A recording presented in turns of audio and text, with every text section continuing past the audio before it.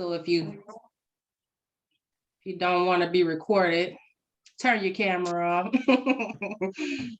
change your name, all of those things. Let me change my name. So I think I know everybody on the call pretty much, but if I don't know you, my name is Tepfirah.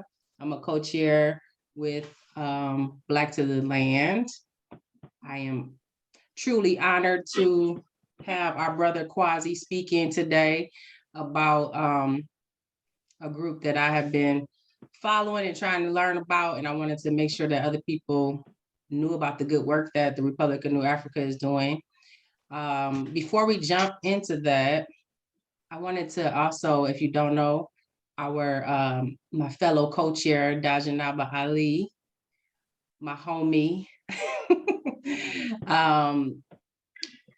I just wanted to ask you to share a little bit about Black to the Land, what we do for folks who may not know, and then we'll jump into our conversation with Kwasi. Absolutely. Thank you, T. Thank you. As T said, I am the other co-chair for Black to the Land Coalition. We started off in around 2018, and to more or less free the land and get ourselves acclimated to that concept. And so we started off doing that with camping, exposing Black and brown people to camping. And then that in itself builds relation to the earth, to nature. And we were right on time, and it was all in order with the universe, because boom, what happened? The pandemic. So we've been teaching about self-sufficiency, building up our survival skills, whether that's being good on the grill or just survival, how we had to do and deal with the pandemic, prepping ourselves, and eventually also with our mission, as you'll see on our website, if you're not familiar, go ahead and subscribe, follow us, get in the mix.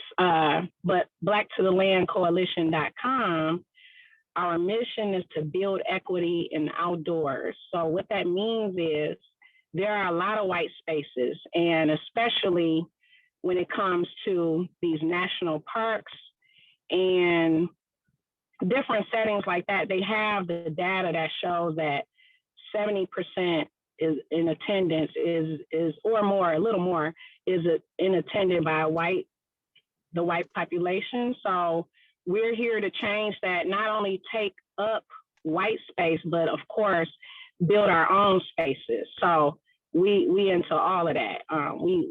We bout in every area where we can be, where we can have a seat at the table, because other people are making decisions for us about public land, but also getting ourselves back to the land. So that's where Black to the Land exists and where we live at. And also, besides myself and Tepfirah, we are co-founders, and there's 6 others, so it's 8 of us. B. Anthony, you're on the call. Any other board members / leaders on the call? Let's see.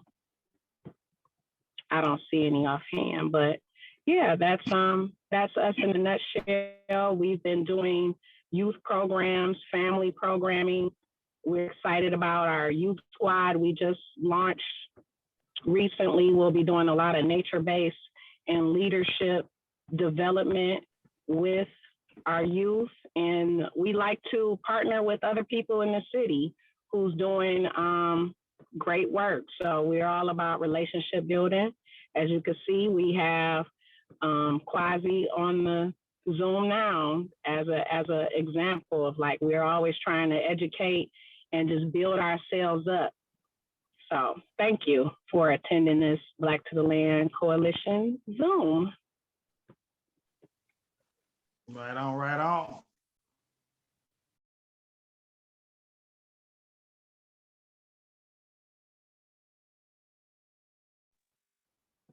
You're muted, T. All right. Thank you. So welcome to folks who just joined us. I'm going to, let's see. Can we spotlight me and Kwasi at the same time? I think we could do that. Boom. You look tired, brother. No. You gonna make I'm it good. through the I'm night? good. No, I'm always fatigued at some point or another throughout the day. So You it's need a good. coffee? I'm good though. How about I didn't even have my coffee today. So today was a coffeeless day. That might be what it is. Okay, It's okay, usually early in the morning. All right, well, family, if you have questions or you want to jump in with comments, feel free to throw them in the chat or maybe raise your hand and I'll try to slide your comment into the mix here. We're gonna have a very informal conversation. Kwasi, I, and a few other folks are just returning from the Republic of New Afrika conference. And so I was like, Kwasi, let's report out to the people. And so that's how this got going. So let's just jump right in. Today is the anniversary of a very important event that happened in Detroit. So it was really cool that we was able to do it right on today. Set some context for us. March 31st, 1968. Something really special happened here in Detroit, right? There was a conference. It was a Black government conference. Is that right? And Yes, indeed. now, set some context for us. So, what was happening at that time, both here in Detroit and nationally? I mean, what propelled people to be thinking about nation building in that way? When we look at the long path of history, what we find is that the struggle for land and self-government has been, an objective of our people for generations. We know it didn't start with 40 acres and a mule, because we wanted to be away from those who were over us and oppressing us, degrading us, dehumanizing us. And, we had always had aspirations. We knew that we could take care of ourselves because we knew we could take care of them. And we did that plus. We created the monster that continually oppresses us and is a scourge on the planet Earth today, United States of America. But context for the RNA in particular, it builds upon a book. The book was wrote called War in America, the Malcolm X Doctrine by Brother Amari. When Malcolm was at the helm of his leadership, it was a couple of people out of Detroit who were very close to him. Amari and Gaidi Overdeli. Back then, they went by slave names, Milton Henry and Richard Henry. Many who have read Malcolm's speech may notice, Milton Henry and some of them, because he brought Malcolm to Detroit on several occasions. Two of Malcolm's most well-known speeches, Message to the Grassroots and Ballad of the Bullet, were delivered here in Detroit. And they were recorded and circulated because Milton Henry also had a recording company, Afro-American Broadcasting Company, and he created printed records and circulated the speeches of Malcolm X so he can reach a broader audience. Milton Henry also traveled with Malcolm. He went to Africa when Malcolm went to Africa. Just a little context on Milton Henry. Their family, the Henry family, was a pretty big, lower middle class family, originally from Philadelphia. Milton moved to Michigan and moved to Pontiac initially. He's a Yale trained attorney. He was in the 50s, he was a city councilman in the city of Pontiac. He got frustrated with, not being able to do anything in city government. He left, they moved to Detroit, and they just got involved in Detroit's grassroots struggles. They were tight with everybody that was in Detroit at that time, from, Jimmy and Grace Boggs, Jaramogi from the Shrine Black Madonna, Anybody who was involved in the struggle in those early years of the 60s and throughout the 60s, they were very close to. They were involved with the Freedom Now and the organization of the Freedom Now Party, which they attempted to run Malcolm X for governor in Michigan, but he respectfully declined. Now, I did not ever hear that in my life. Yes, I Grace didn't know Boggs, I think she ran, I believe, I think she was running for Secretary of State. They had an entire slate. Ed Vaughn, he was involved, ran for, they had a whole slate of seats. Okay. And this was an independent Black party, in the early 60s. And it was, you had it in a few places. New York is where it began. I think it was New York, DC, and Detroit, are three of the places I recall where it took place. We didn't win any seats. Jaramogi got frustrated because he had less than 1% of the vote. And he kind of parted ways and began to build his Central Congregation Church in the Shrine Black Madonna. Okay, question. So this is what's the name of the party? It was called the Freedom Now Party. Freedom Now Party. Okay. Now, would you say the average Detroiter was in support of this, or would you say this was kind of like more fringe, smaller group of people into that? It was meant to have a national appeal. It kind of fizzled out after his first election, because it required a lot of work. It definitely was. I don't want to call it fringe, because every effort that our people put forward is worthy. Yeah, and I didn't and they want were to say doing that word something either. they were right. I know it's hard, right? It's hard to find terms sometimes. But they were very advanced in terms of the struggle and trying to push. This was before, the civil rights, voter rights bill had passed in '65. You know what I'm saying? They were ahead of the curve and very aggressive in the struggle. They was shut down stores and pushing up on the school about textbooks then. So these were serious. These were serious activists in Detroit at that time. Now, like I say, the Henry brothers, closeness to Malcolm X. When Malcolm got assassinated in '65, they was crushed. They was hurt. They saw the dynamism that Malcolm X brought. In terms of his intellectual and analytical abilities of looking at our struggle, trying to understand it and cutting through the contradictions and seeking out solutions. And so when Malcolm got assassinated, they had an organization. The organization they brought Malcolm in to speak was GOLD, which was Group on Advanced Leadership. That was the organization. So they was already thinking about being in the vanguard. We're talking about advanced leadership. Wait, is this the precursor to the grassroots movement? Malcolm X? This precursor to all that. Malcolm X grassroots movement didn't come into the late '80s.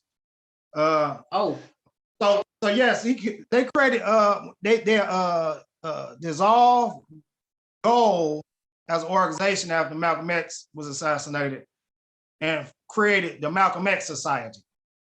And their central objective was to distill the core ideas of Malcolm X into a coherent ideology that can be used to help guide our liberation struggle.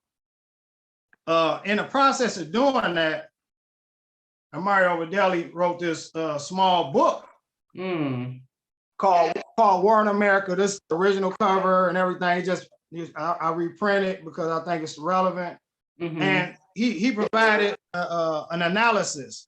This before Republic of New Afrika, but they call out of the book, it was written in '66, published in '67. They had the conference in '68. The book led to the call for the Black government. So they did the call, it went out, and everybody who was significant and serious in the Black power struggle at that time were present or sent a representative to Detroit. Detroit had there was a number of Black power conferences throughout the late '60s and early '70s. Some of them kind of got converted into electoral political conferences, about that kind of power as the struggle began to get diverted. So they called this conference in Detroit from March 29th to 31st, 1968. After his first day, it was held at the 20 Grand Motel, which is a Black-owned motel that's no longer in existence. Well, who is the author of that book? I'm sorry, somebody asked in the chat. Richard Henry Amari Obadelli. His name, his African name was Amari Obadelli back then. They just called him Brother Amari. So I don't think his brother had embraced Obadelli yet. I'm not sure. War in America. So they called this conference. Everybody showed up. Not long after the beginning of this conference, the seriousness of those in attendance, it literally changed over to a convention to where they began to create delegations and work groups. And in doing that, ultimately at the end of that weekend, they had wrote the New African Declaration of Independence. They had identified the Black Belt South as historically the land that belongs to us as a people, as a conquered people detached from Africa. Was that philosophy already in the mix, or that philosophy literally came out of that conference, in your thoughts, in your opinion? No, absolutely has roots in our historical trajectory. It's part of the historical continuity. No, that actually the concept, I've been bringing myself to speed in recent times on the work of Harry Haywood, who actually was a bridge from the 1920s, which is many refer to as the Harlem Renaissance or the Garvey era, from the 20s to the 60s, because he existed from that period on forward. He began as a member of the African Blood Brotherhood in the 1920s. They were advocating land. They had an underground or secret closed organization in the 20s. It was short-lived. They dissolved, and most of the members joined the U.S. Communist Party in the 20s. But they had their program about land already was kind of entrenched. And then Harry Haywood, he was only a member of the African Blood Brotherhood for a brief period before he joined the Communist Party. But when he joined his Communist Party, he eventually articulated in the most thorough way up to that time, the national concept of our people and tying it to the South, to the Black Belt territory. He did that as a member of the was that before the Soviet Union. Was that okay? But what about Delaney? We're talking about the 20s. We're talking about the 1920s. Okay. But he literally was. Wasn't Delaney around Civil War? Who was that? Martin Delaney. Yeah, Martin Delaney was before the Civil War. But he didn't. He referred to us as a nation, but he hadn't done. He hasn't ideologically or philosophically nailed down that we were distinct. Martin Delaney was flexible. He was whatever gave us sovereignty over our destiny. He was, right before the Civil War, he was in Africa exploring territories in West Africa, uncolonized territories, looking for land before the Civil War broke out. Oh, okay. He had also sought or looked at land in Central America and South America before the Civil War. So he was flexible. And then when the Civil War jumped off, he just jumped in, and got involved there, because liberation was ultimately his main objective. He wasn't so ideologically pinned down. But so there was no, I'd like to say, the depth of research that really characterized or that describe us as a nation hadn't been done. So Harry Haywood was the first one who done that in a scientific, deliberate, and intentional manner. And he did it very thoroughly. And it was actually a program of the U.S. Communist Party, Soviet Union.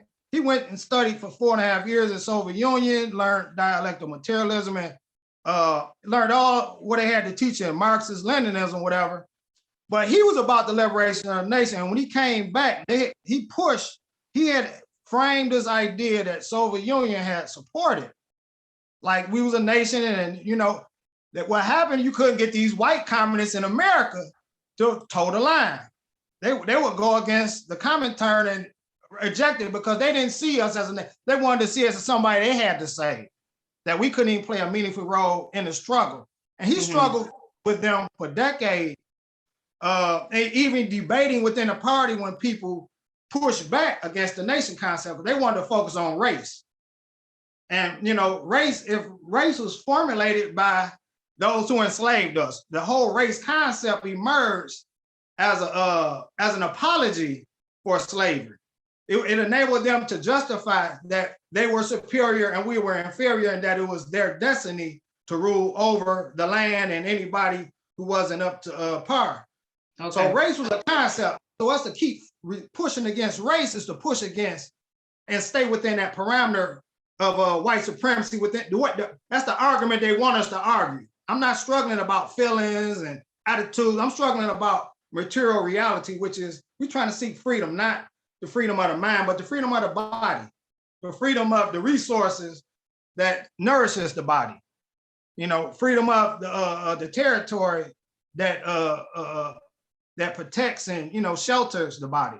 It's not a metaphysical struggle. It's concrete all the way around. When we get hungry, our stomach hurt. Ain't nothing in our mind gonna make that. We can try to meditate that hunger away, but it's gonna keep coming back. So, we need to satisfy material. DJ asking, Haywood was communist then? Yes. Yes. Okay. Yes, and so yes, Haywood was a part of the African Brotherhood. Yeah. African Blood Brotherhood, right? And they were a socialist organization. Okay. Yeah. Okay, so then fast forward so prior to the RNA in 1968, between 1920 and 1968, there's no major talk of nationalism, or this is kind of a continuation from Haywood to RNA in terms of political thought.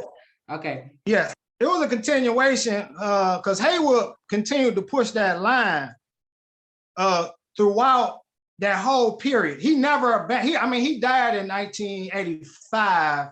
He wrote his autobiography, Black Bolshevik, in 1978. He pushed it to the end. He didn't forsake the nation for nothing. You know what I'm saying? But however, and see, this is one of our failings as a woke or conscious community. We're so woke that we block out knowledge because it's a lot of knowledge because it got Marx in it or Lenin mentioned in it that we won't touch it. We'll read Mein Kampf, we'll read Hitler's writings, we'll read some of the most backwards, unproductive literature. But when it comes to literature related to liberation, we're kind of closed-minded and we don't even know why. We forget that, because I learned from Malcolm X early. That the enemy of my enemy is my friend. So if the United States finds Soviet Union as opposition and the United States is my enemy, I'm curious of what it is about the Soviet Union that the United States is opposed to. Yeah. So I'm gonna look into that. Yeah. I'm the same way. I want the full context. Give it all to me. So and I don't trust them. Right. I want to try to dig the real story out. So, okay, so let's go back to this concept. And for folks who don't know, the Republic of New Afrika, coming out of that conference, really focused on those 5 Southern Belt, the Black Belt states, as being the Black homeland, right? Let's list those states, and then DJ asked, can you just go a little bit into why that was the concept and what is there in terms of what's your thinking on that?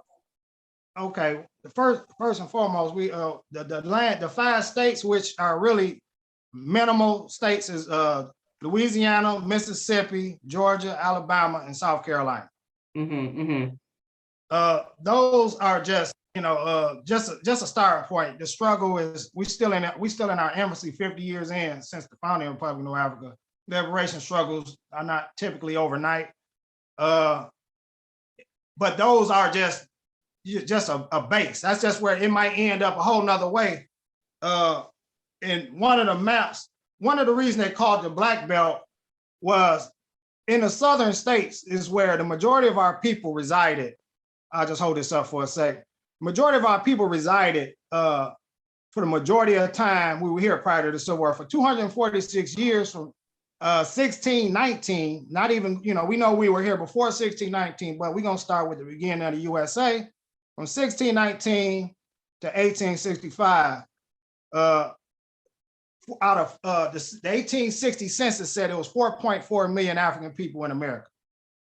The overwhelming, talking about 95 plus, lived in the southern states. Mm-hmm. Not necessarily those 5, but across through Virginia, Kentucky, wherever there were slave states, North Carolina, so on and so forth, Tennessee. So, okay. So they this consider that the black belt.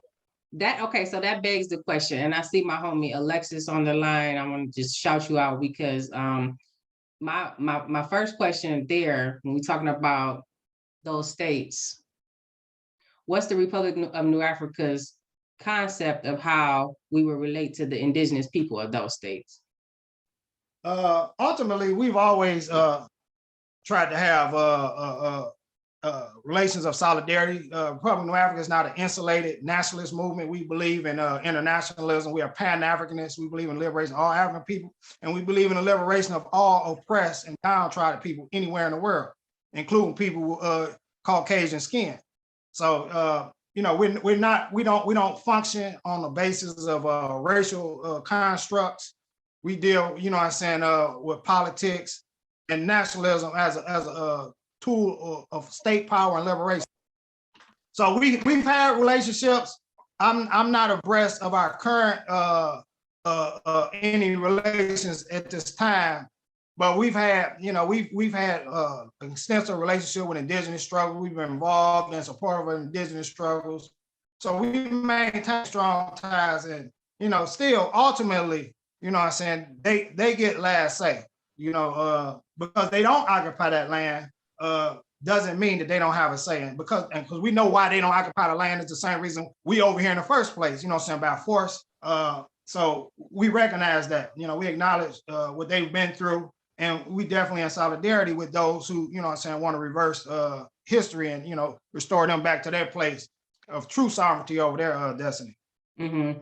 So in your vision, so in RNA vision, Black people would gain control over those 5 states from the American government? Let me give me a second. Let me just try to frame it, because it's a lot of overly simplistic frames. And this we talking about. I mean, we could just consider what's happening in Ukraine with Russia, the land grabs.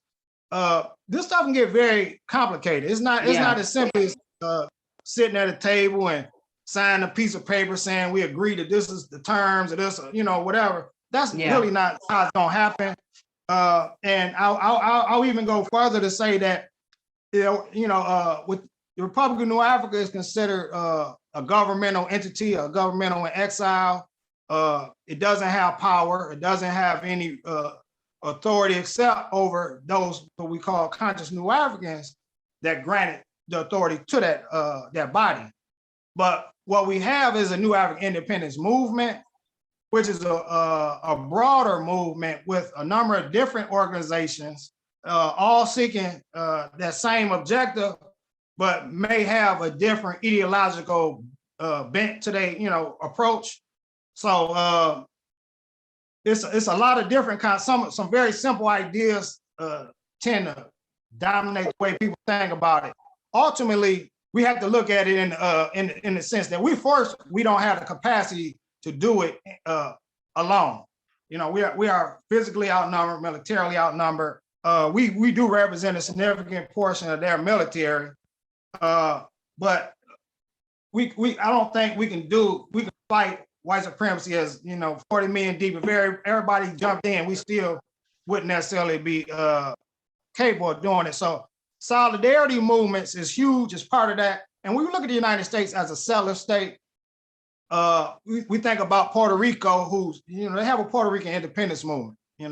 That's a Commonwealth territory to the United States at this time.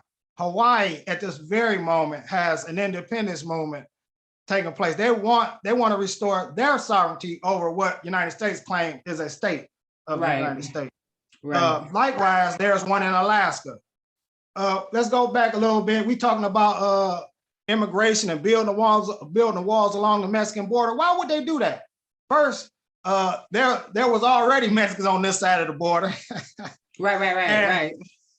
And not only that, I mean, it's almost like they're just trying to keep as few of them out as possible, because ultimately that was their land. The Chicano movement have an Aztlan independence movement out in the Southwest.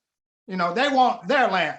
So I mean, when we think in context of all these different struggles, let me tell you real quick that the yellow picture that I created with the event on here. Did you see that? The yellow picture with the guy like this?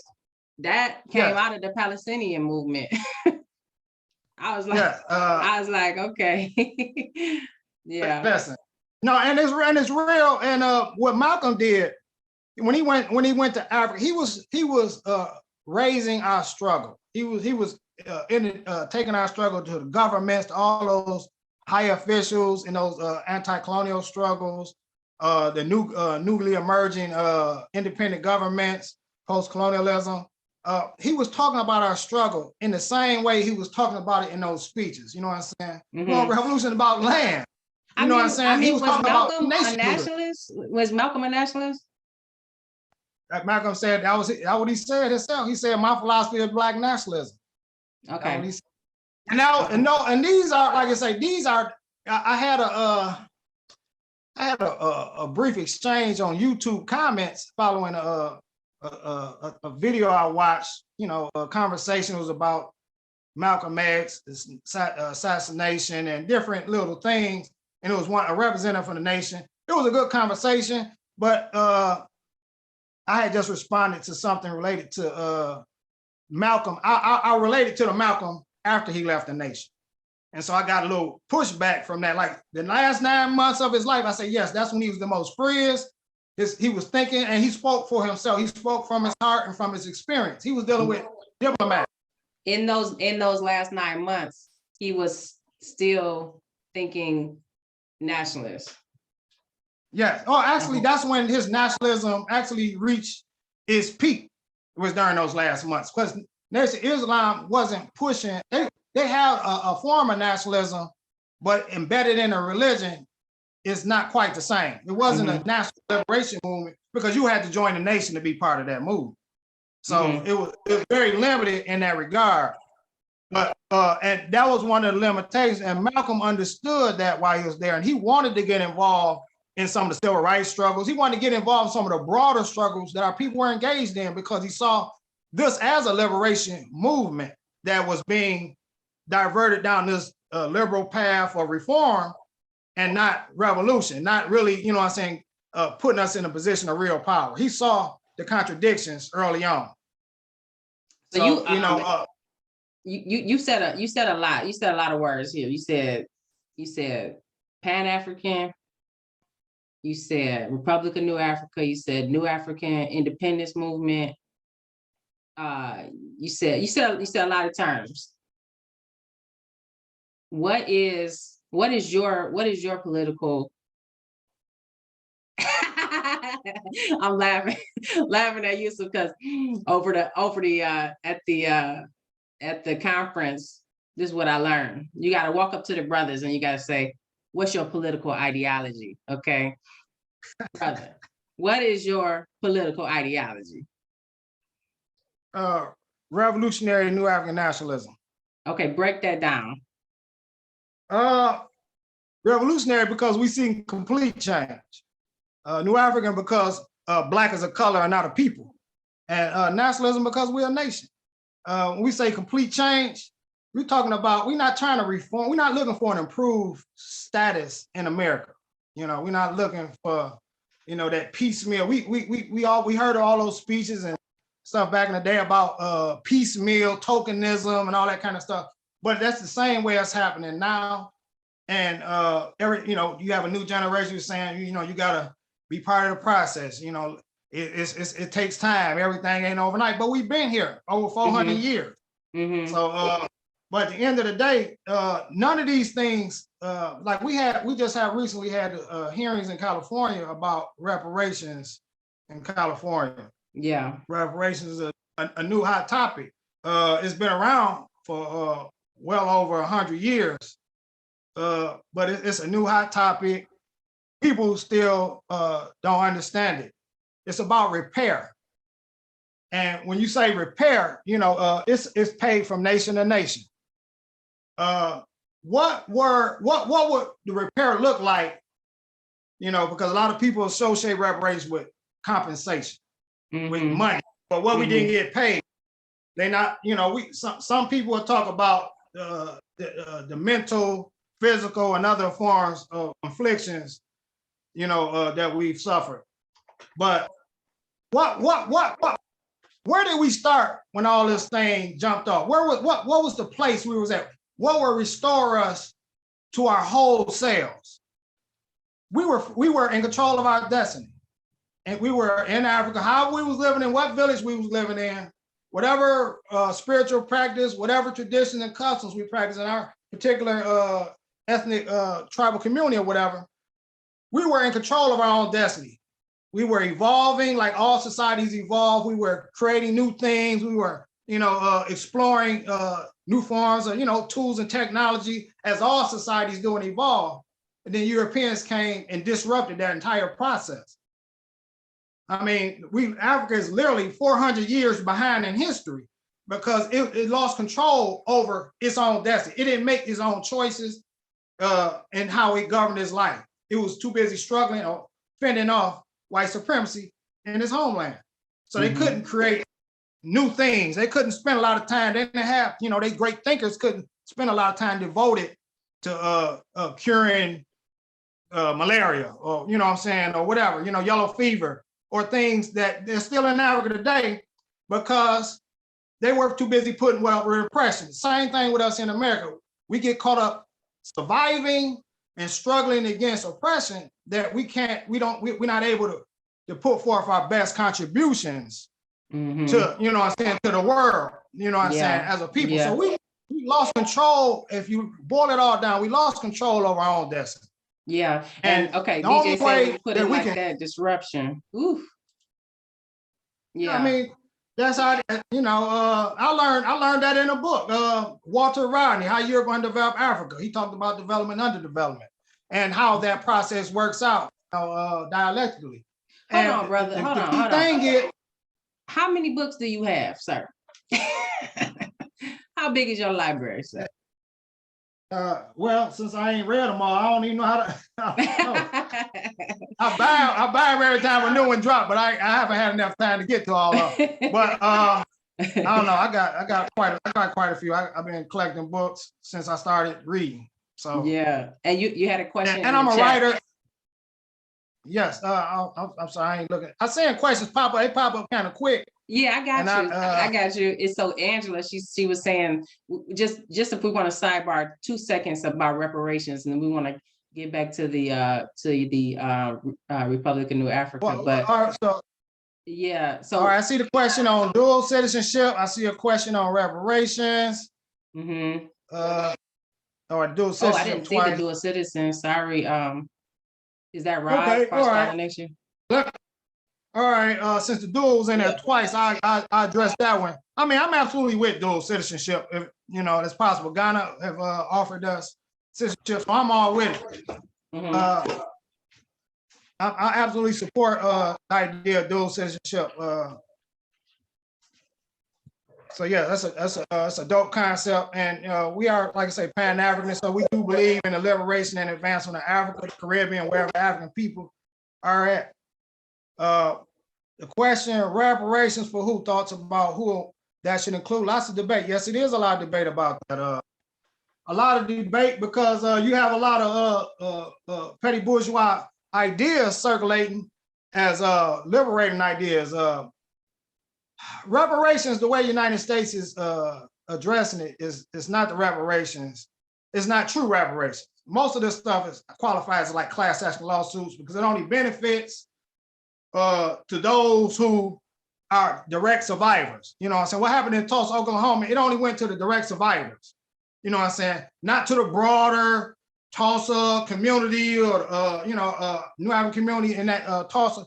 I mean, same thing with Rosewood. And same thing with some of these modern reparations legislation that they push, like in Evanston, Illinois, they push based on housing discrimination, I guess in the 40s and the 50s or whatever. So it only applied to those people who are discriminated against. It don't apply. It don't address, for instance, the mental anguish that people brought from the South, which led them to Illinois in the first place. Because unlike the way a lot of the books documented, they refer to us as migrants, who's a very innocent sounding term. Because we right now the world is going through a huge wave of mass migrations on every continent. Is mass migrations, and it's not as simple as just people moving from place to place. People don't just move. These are not nomads, gypsies, or however you want to describe. These are people leaving distress situations. And when our people left the South and arrived here in Detroit, most of Detroit has a train route from Alabama to Detroit. So a lot of people who left Alabama came straight to Detroit. A lot of people left Mississippi, end up in Chicago. Mm-hmm. A lot of people out of Georgia end up, Philly and New York, New Jersey, on the East Coast. Everything not strictly along that way, but you find a lot of Louisianans in California. You know what I'm saying? So, it's not strict rules, but we left to the shortest and the quickest place that we knew, and we followed our folks in distress. We are refugees.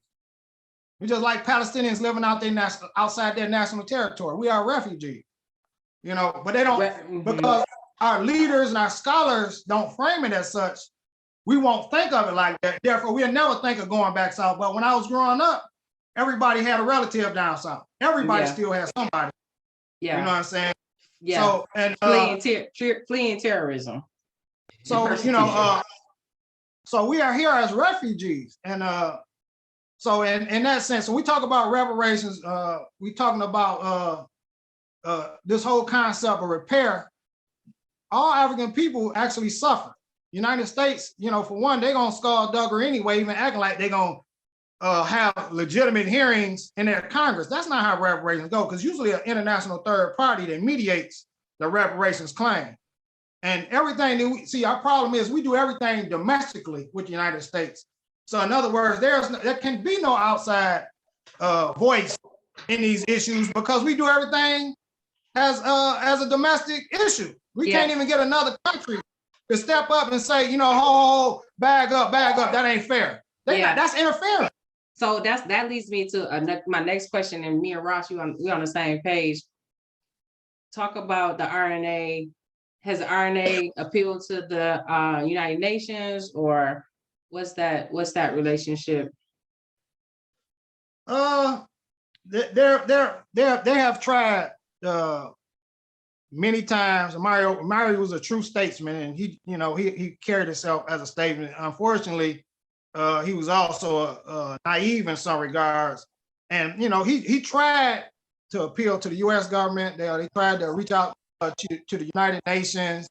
I don't know how that worked back then. I recently had a conversation with Baba Charles Simmons, and when he was a journalist for Muhammad Speaks back in the 60s.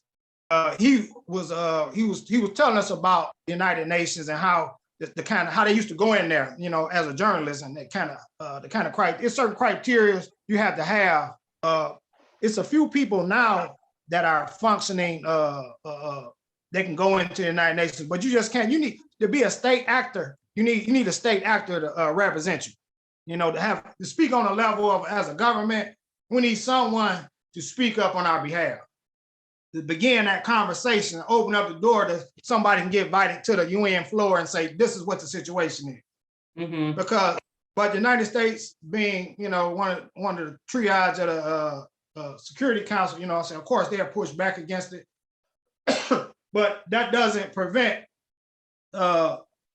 any effort on our part. Matter of fact, we should exhaust all measures in trying to seek diplomatic liberation through diplomatic means. However, you know what I'm saying, if we understand and, honest with history, we know it's not going to happen diplomatically. It's just simply the United States is looking for new lands to seize, and they're not giving away anything. Land is the most precious commodity on earth. Land is the one thing that is not increasing with the population. The population is blowing up, but the land, we are actually losing land as the waters are rising, and so on and so forth. So we're losing more land than anything, but the population is growing. It's the most precious commodity. All natural, all resource, all wealth comes from the earth. With human labor, of course, human labor extracts that wealth and makes it valuable. So, I mean, we United Nations, some people, dismiss United Nations. They dismiss United Nations because they say United States control it. There are a lot of laws in United Nations that can actually benefit our struggle. Most of those laws, none of those laws actually came from United States. None of them came from even Europe. Most of them came from newly independent countries who felt the need to create safeguards in the international arena to preserve their own independence. We talk about human rights. We talk about the Genocide Convention. United States Genocide Convention was issued after World War II. I think it was 1948. United States did not sign the Genocide Convention to 1988. And even then, I think they had put some clauses in it, on, some disclaimers or whatever. And so, I mean, the Western world, the imperialist powers, the capitalist nation states clearly have no vested interest in human rights. But all those laws, the laws on decolonization, that's still legitimate today. That's still a valid law that has not been undone because there are still colonies. There are still nations, not just us. There are other struggles taking place for independence, in Asia, even in Europe. You got, just prior to the pandemic, you had a huge struggle over there in Spain with a segment of society, the Catalonians, who also speak a different language than the rest of the Spanish population. They called a referendum, a vote, because the Spanish government was pushing back hard against their movement. They said, well, we're just gonna do a vote. Y'all saying the people don't want it, we're gonna find out if the people want it. So they cast a vote. And oh man, I was watching, they had police and all these like masked up and storm trooper apparel with the shields and batons. They was beating people just going in to cast a vote. So I mean, that's actually one question that I wanted to ask you is, you mentioned a number of different movements internationally for liberation. What are some major, lessons learned from these movements, would you say? Know your enemy. Know yourself. 100 battles, 100 victories. I mean, we just have to see the whole picture. I mean, it's very important that we try to see the entire picture. It's not just Black people and white people in the United States, struggling against one another. It's more complicated than that.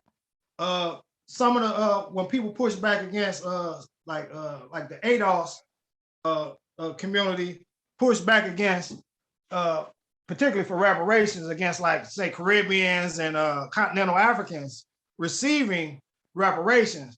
Some have been here for generations.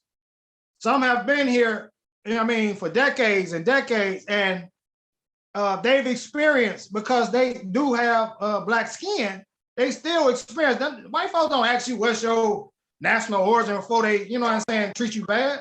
That ain't how it works, So they have experienced it as well, and I think it's very isolationist of us to say that we are entitled to something and others are not entitled to it. All the Africans in the Caribbean came on ships too. They have their independence, they have their national identity, but those countries were pillaged, what country was that just recently got full unfettered independence from the Queen? Was Jamaica? No, not Jamaica. Barbados. No, it wasn't Jamaica. Say it again. Barbados. Yeah, I believe that was Barbados. Yes, just recently. So and we know that Europe still has a lot of African countries, particularly France has a lot of countries. I mean, they hold their money like they children, you know. So we have a real a modern anti-colonial struggle, but we have this other thing that goes along with it. It's called neo-colonialism.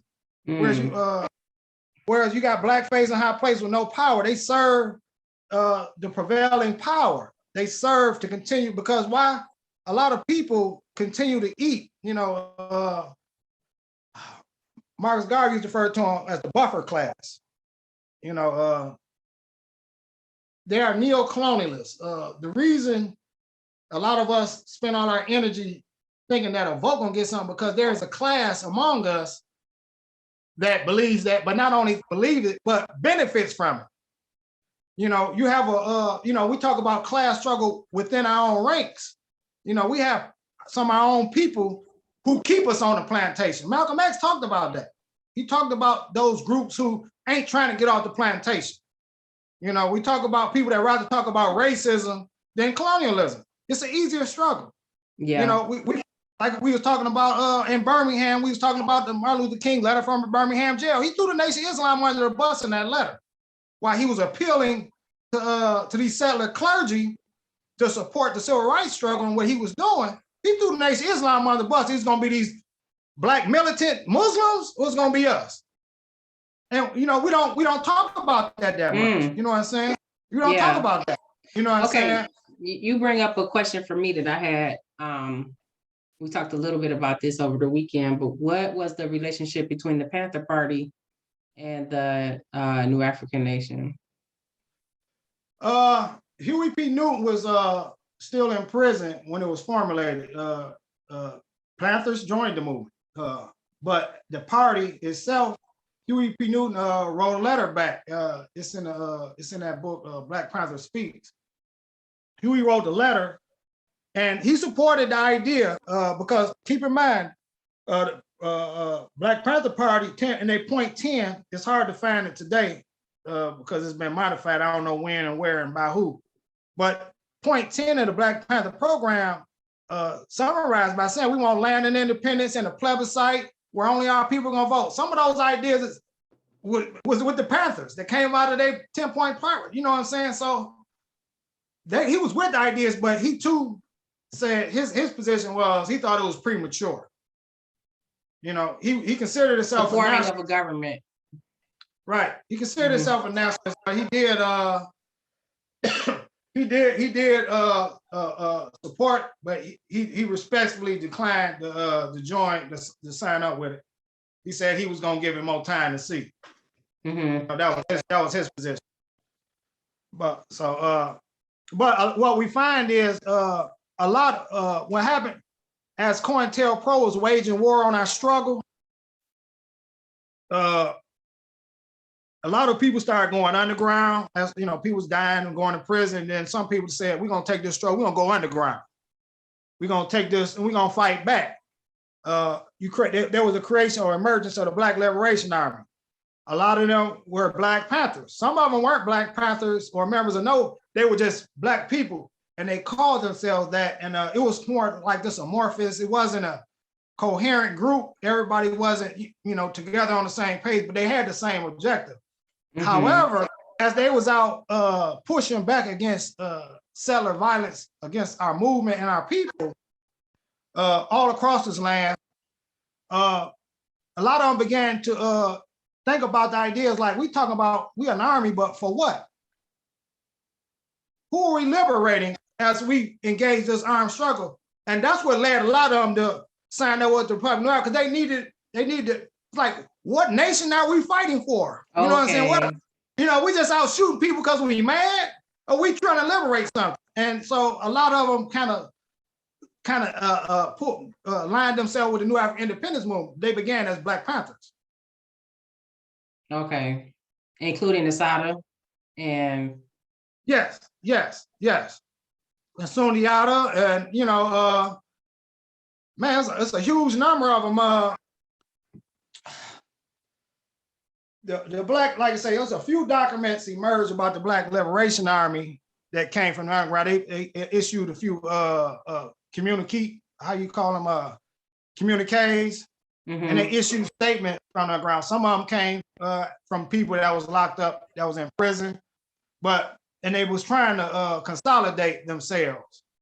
It never happened, and by the end of the 70s, because the Republic of New Afrika had a couple serious clashes with the government in its infancy, in its first couple years. And in '69, they had a shootout with the police here in Detroit. In 1971, when they were going to settle on some land, they was getting land and was trying to create a base in the Black Belt. In 1971, they also end up into an armed confrontation with the U.S. government. So the RNA 11. Yeah, that led to the RNA 11. The movement continued throughout the 70s, but the 70s found the vast majority of the movement in decline. The afros started getting permed out. Dashikis got exchanged for silk shirts. You know what I'm saying? You're not talking about my 1980 silk shirts, are you now? Because they was all right. But it was a changing of the guard, and we haven't really fully evaluated that period. One of the things, one of the New African independence cadres that was influential to me in my when I first began studying was this group, Spear and Shield Collective. One of their members, lead members, was a member of the Black Liberation Army. He was locked up. He wasn't a member of none of the groups. He was just like, he was one of the independents. And he was just involved in the struggle. But when he got locked up, he began to engage in a lot of theoretical work. He was young, we're talking about young people maturing, in the fire of the struggle. And he began to articulate and look at the struggle and, he was one of the ones helped trying to organize or pull together the Black Liberation Army, but it was too late. By 1980, the Black Liberation struggle was defunct, and so we came up. The brother Yaki, he said that we needed one of the slogans of the Black Liberation Army was we need to build to win. To build the struggle to win.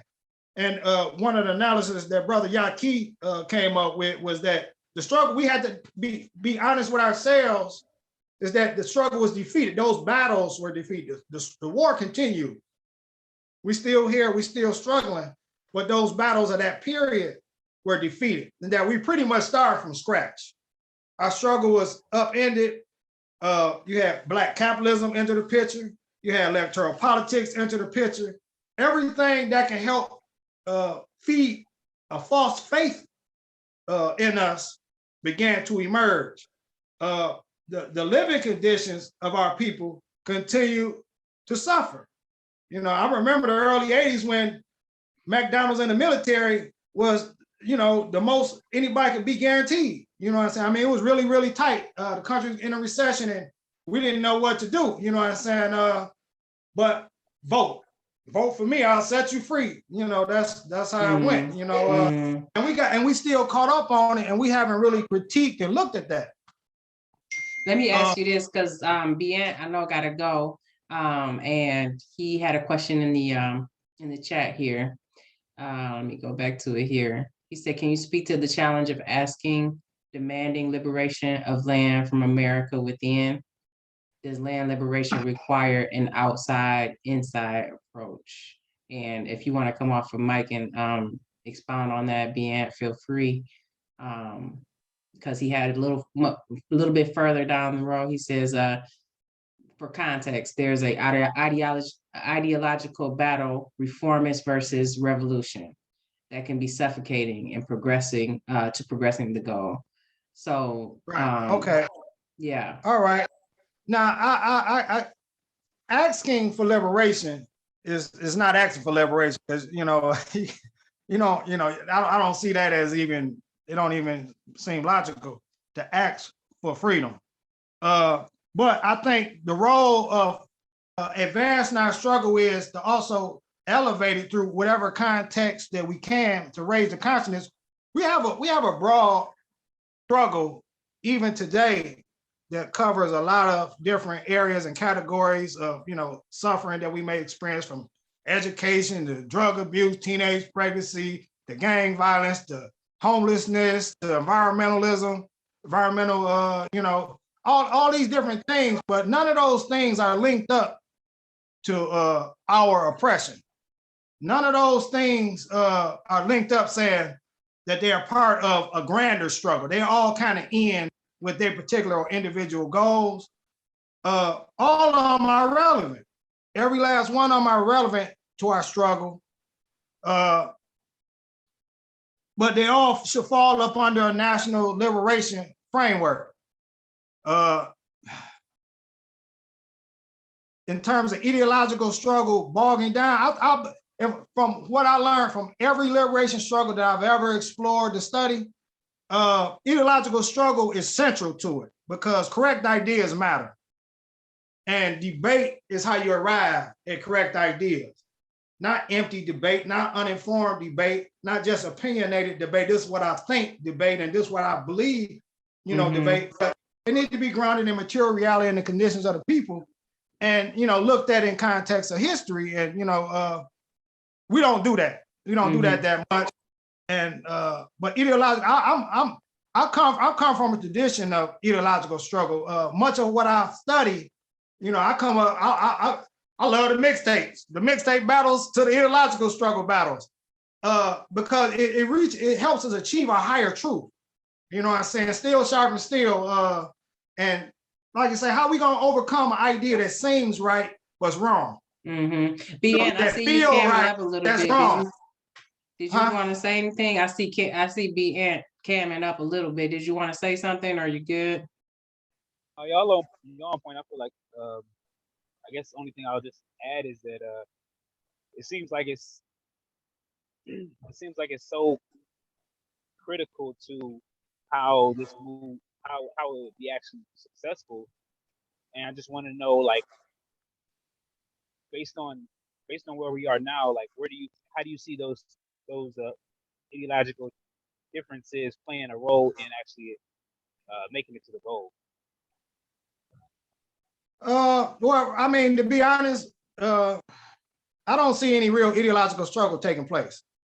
I mean, you can't even critique Garvey in 2020, 100 years later. You say something about Garvey, people gonna push back because we don't have critical thinking skills. We don't have analytical skills.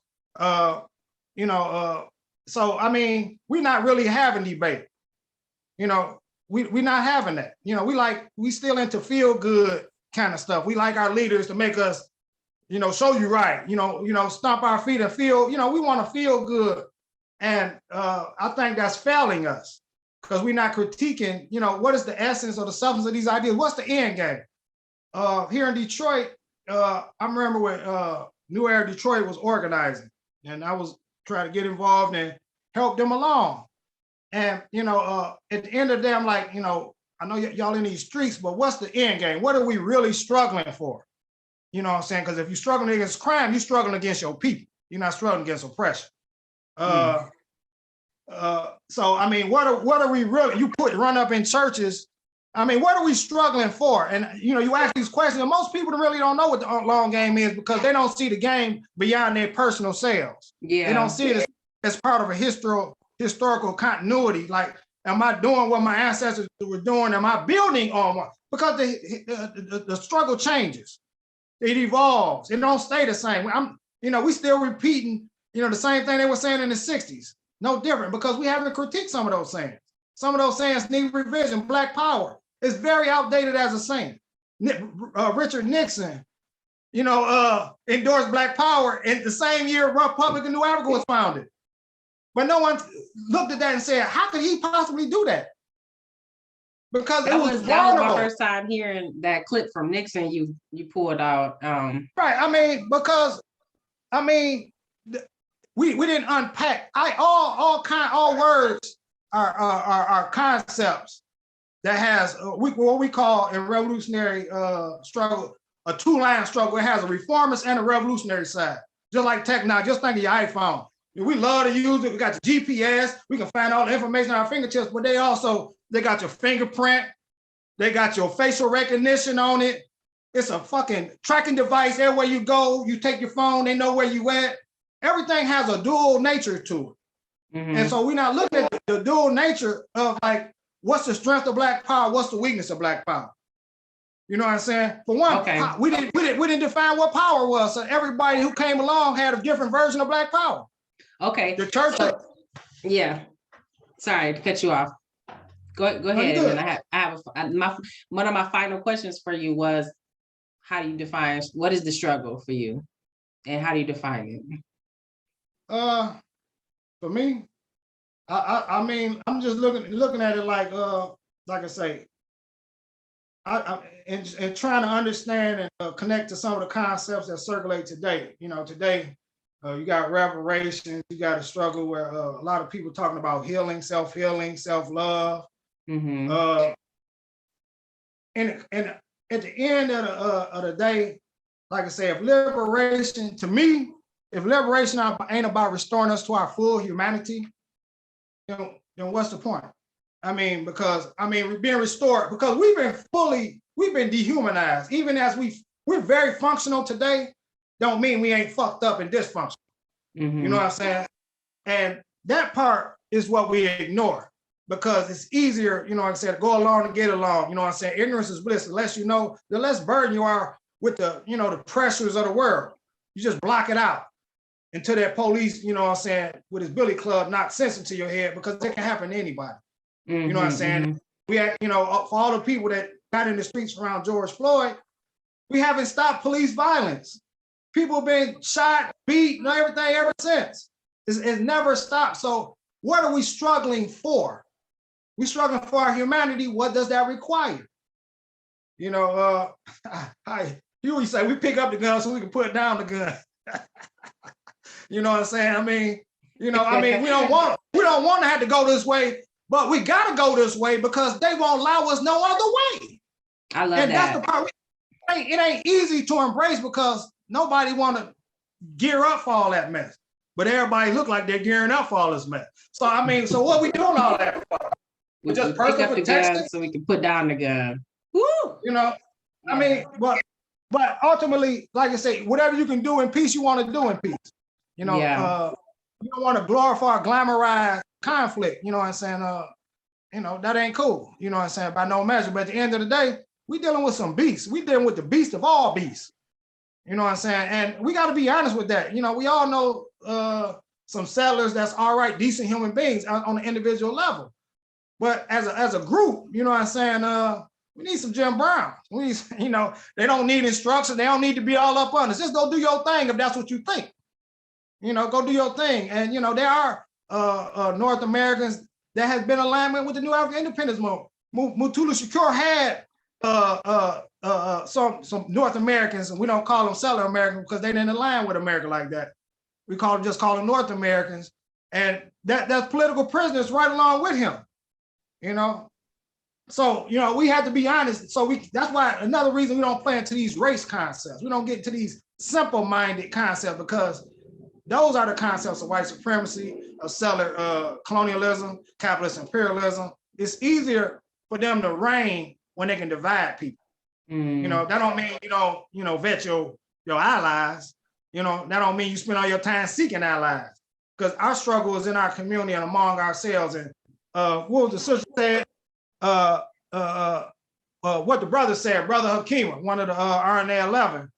One of the things that he referred to when he was referring to a professor from University of Delaware, he was talking about how, and he phrased it different, and I say the same thing, is that when you're struggling for liberation, you don't need triggers like a protest. You don't need an eviction for you to do something. For one, we got a lot of work to do in peacetime. We got a lot of development, internal work to do. Like I say, growing gardens and learning how to heal wounds and raising these babies and as healthy human beings we possibly can in this world. Those are things we had to, jump in both hands and feet and make happen. Self-determination don't require you to protest. It just means you take yourself and determine your destiny. And that's something that we can do and we must do. Ashe. So, Okay, so I had scheduled us to 8:30. I want to make sure that if people have questions that we get a chance to throw it in. I do want to acknowledge that we mentioned a number of political prisoners that are still in jail, Sundiata, Matulu. So I just wanted to acknowledge that, and for the folks that we didn't mention. And then there was some questions that already popped up. Kwasi, I want to thank you. You are a walking history book. And I wanted to definitely get you up here. Let's check it out, the chat. And then if folks want to come off of mute, if you have questions, DJ, feel free to come off of mute, but here's your question. Let's see, regarding COINTELPRO. Has there been an analysis? Go ahead, DJ, you want to jump in there? Yeah, there's a lot to trying to convey the right question. But just in my study of COINTELPRO and then just thinking about the impact and really, really looking at it from a bird's eye view, but then, these different angles, like, what have we learned for real from an organizational standpoint and organized around liberation, around anti this and anti that, like how they infiltrated us. And I know you and I have talked years and years upon years. We always talk about political education, like that's at the root of it. And knowing the histories of what grew organizations and what broke up organizations, but just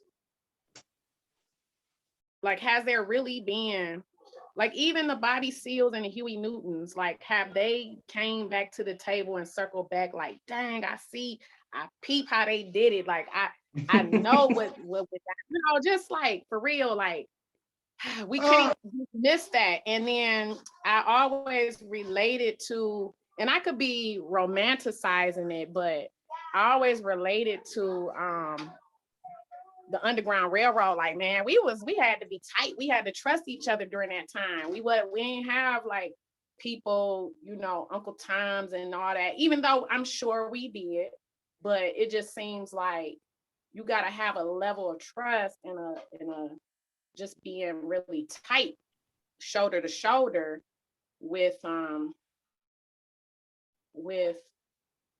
even today, like the next farmer, the next, the fellow board member. Yes. Yeah, he's holding up, I don't know if you can see, DJ, he's holding up a poster that says, it's Harriet.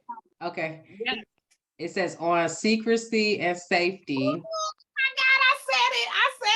Excerpt from a book. Oh my God, I got chills. See, that's what I'm saying. Okay, I do my question. Just, oh my God. See, that's what I'm trying to articulate it.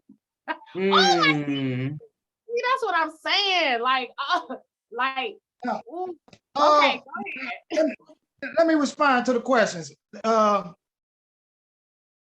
If we don't take this struggle serious, we're not gonna function as if it's serious. George Jackson said in Soul Dad Brothers, he had a saying about he was talking about how the Panthers, how the police was kicking in doors on Panther. Remember George writing from prison, from San Quentin, or wherever he was locked up at that time. And he said, well, we're not even paying attention to the Vietnamese. For one, they wouldn't even know where the Vietnamese leader was. Like, we haven't learned our lesson because a lot of us aren't really that invested in the struggle. We like dilettantes. We dabble in the struggle.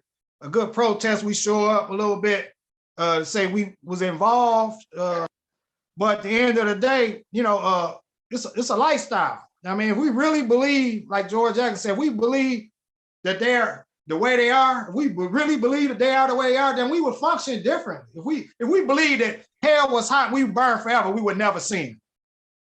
Right? That's a fact. Right? So, I mean, either we believe what we say or we don't believe what we say. And either we believe it's as bad as we often say ourselves, or we don't believe. If you believe it's that bad, then usually you take some kind of measures to prepare yourself accordingly. And what happens is we haven't learned our lessons because social media is off the chain. I mean, social media is off the chain. We off the chain in a lot of ways. And not only this, there's not even a big pushback in the way we're in this surveillance society, a society that's surveilling us in every which way. So, I mean, we need to learn those lessons, but it's a lot of modern lessons we need to learn from that because we're really under the gun like never before. I mean, we on Zoom, you recording, they recording. I mean, you know, they while we getting it, they getting it at the same time. Interesting fact that I learned from a historian, brother Christian Davenport, who's a scholar in conflict studies, was at University of Michigan, Ann Arbor. He wrote a book on Republic of New Afrika about their repression. He did, using his conflict studies credentials and expertise, he looked at the Republic of New Afrika. This book was called Why Social Movements Die. And he analyzed the Republic of New Afrika. The book is it's a lot of data, but it's a lot of good history in it. But the government had the agenda.